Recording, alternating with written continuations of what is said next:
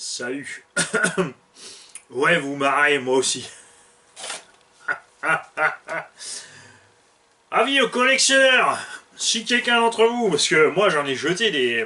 Je suis content, hein, des centaines en fait. Pour débarrasser cette technologie archaïque et dangereuse euh, d'entre les mains de nos enfants. Mais il y a des collectionneurs fous qui m'ont dit arrête, il y en a qui recherchent. Donc je vous préviens, il y a une radio. Attends que je lis ce qu'il y a écrit sur le cristal que se fend de la gueule. 27 MHz. Ni 42 ni 72, mais bien 27 MHz. Avec son récepteur. qui sont à donner à un collectionneur. Il paiera juste les frais de port pour que je lui envoie, ça s'arrête là. Puisque cette machine est à vendre d'occasion. Cette machine était sur le bon coin, alors je ne l'ai pas acheté. C'est le propriétaire qui nous l'a amené parce que ce bon coin il est tombé sur trop de fada.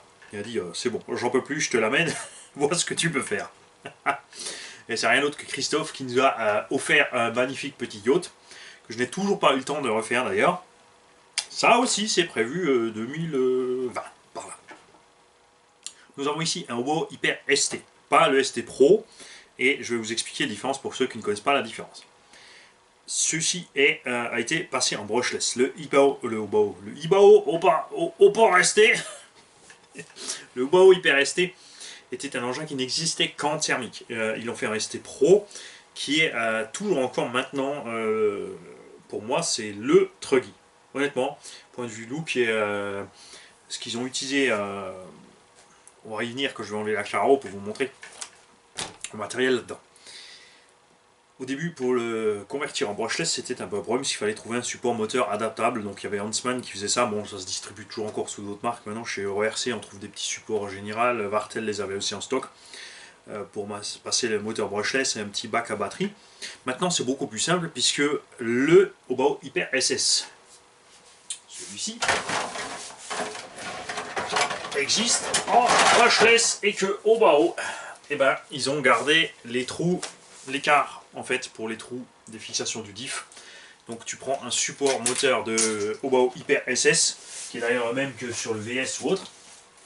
Tu as simplement maintenant deux versions, tu peux avoir du orange ou du gris, donc c'est à toi de voir ce que tu veux. Et tu peux monter facilement grâce à une pièce d'origine Hobo un moteur brushless là-dedans. Tu prends le bac du Hyper SS et par contre là c'est sûr, il faut faire des trous dans ton châssis pour l'installer comme il faut.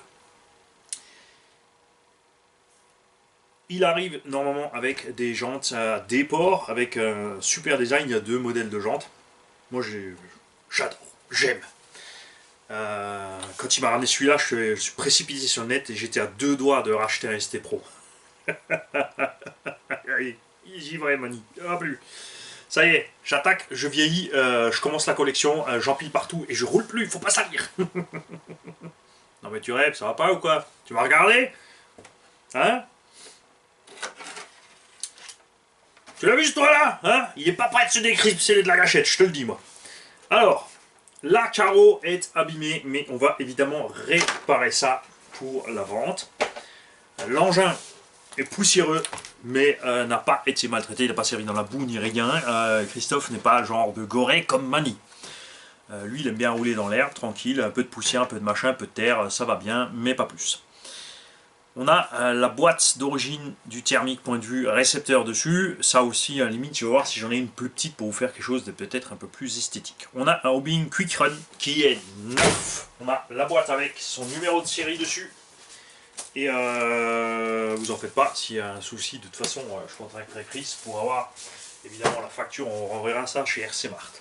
Parce que ça, c'est quelque chose qu'il ne faut pas oublier quand vous prenez une machine chez moi.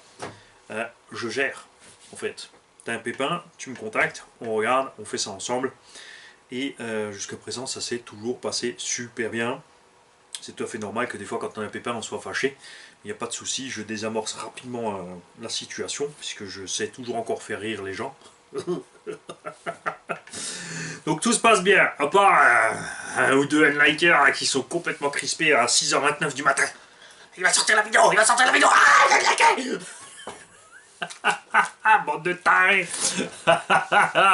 Alors, et un moteur Krypton Hobbytech, ancienne version, donc un 4 pôles 2350 kV, puisque cet engin n'a fonctionné qu'en 4S. Ce moteur ne prend pas 6S, donc ne mettez pas 6S là-dessus, vous allez tout pulvériser, c'est clair.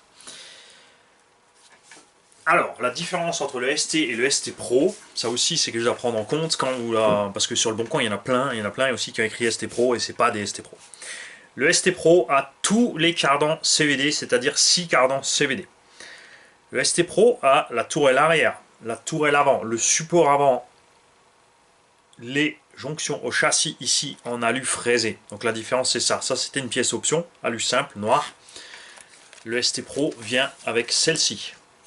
Des pièces en alu fraisé, absolument overkill. Et tout ce patin-là en alu fraisé, la tourelle complète en alu fraisé, elle a la même forme que la tourelle plastique, sauf qu'elle est en alu fraisé. Donc c'est vraiment démentiel. Les amortos sont les mêmes. Barre de Ackermann évidemment pareil, tout le reste aussi. Ce qui est génial, on appelle ce truggy depuis le début un tank parce qu'il y a une grosse platine au centre sous le différentiel et le train avant et arrière sont reliés sur cette platine. On a donc en fait vraiment un système hyper méga rigide entre les deux trains, ce qui fait que même si j'ai fait avec ce ST à l'époque, pas que le ST Pro parce qu'il était trop beau, je voulais pas l'abîmer, c'est d'ailleurs Christophe qui l'a. Il a reçu un ST Pro presque comme neuf. Je n'ai pas réussi même sur la ST simple à plier un châssis ou quoi que ce soit, alors que j'ai fait avec ce machin ce que je faisais avec mes Savage. Là où les Savage sont morts, en fait, ce machin n'est pas mort. Les triangles sont extrêmement solides et toutes les pièces, ça c'est quelque chose que j'adore aussi chez Showboat, toutes les pièces de cet engin sont toujours encore disponibles à ce jour à la vente. Malheureusement, le propriétaire précédent qui avait un thermique, qui avait mis une couronne plus grande ou avait une espèce de bande de démarrage plus grand, il avait donc fraisé ici le trou. Mais la plaque de châssis est parfaitement droite et en parfait état. Les noix de cardan aussi de ce Hobao sont marquées mais sans plus. Les axes, un peu de jeu, bon, ça va. Franchement, il y a de quoi tenir 2-3 ans tranquille, doigt dans le nez, machin. À l'arrière, c'est en meilleur état, ça a déjà dû être remplacé. Quoiqu'en général, c'est normal, on bouffe plus l'avant, puis c'est toujours l'avant qui se lève, entre guillemets, qui mouline. On a des AK dessus. Des AK, des AK, des AK. City, j'arrive pas à lire, des City Block. Alors le côté des pneus est un peu craquelé, mais ça va. Pas trop méchant. Je te le montre à la caméra quand même. Hein. Puisqu'ici on montre tout, ne vous en faites pas. Un petit cerveau 18 kg, pignon métal. Au niveau des huiles de diff, hyper détendu. À l'arrière un peu plus raide, donc un peu plus drifter on va dire, il tourne un peu plus de l'arrière. Et au centre, bouge pas, je te le bloque. Au centre, il est bien plus raide. Voilà. Donc c'est pas mal du tout. Christophe est quelqu'un qui roule aussi sur circuit. C'est pour ça qu'il a les huiles hyper détendues. Suspension bien haute, plus ferme à l'arrière qu'à l'avant. Ça c'est pas mon style de conduite, ça dépend de chacun. Quand tu es plus souple à l'avant, quand tu vas ralentir, ton véhicule va baigner de l'avant.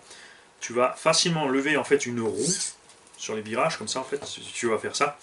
Ce qui fait qu'il est hyper méga maniable dans les virages. C'est peut-être aussi pour ça qu'il a l'huile un peu plus dure à l'arrière, ce qui fait que là, du coup, il réaccélère un coup. Ça évite de, comme l'huile est un peu plus ferme, la roue arrière ne ballonne pas à mort, ça se retasse, il glisse bien de l'arrière. Donc hyper méga maniable. C'est pas mal aussi sur pelouse par exemple, ce genre de truc. Tu peux évidemment changer ta hauteur de caisse comme tu veux sur ce machin. Ça aussi c'est quelque chose que j'apprécie sur l'Hyper ST Pro, tu peux monter les suspects à mort, il a une garde-sol d'enfer et là il n'est pas encore à fond.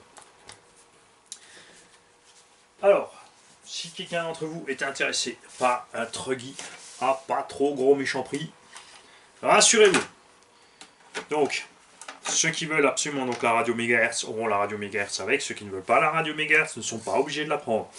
Et tiens, allez, moi je t'y mettrai avec ça. Une bonne petite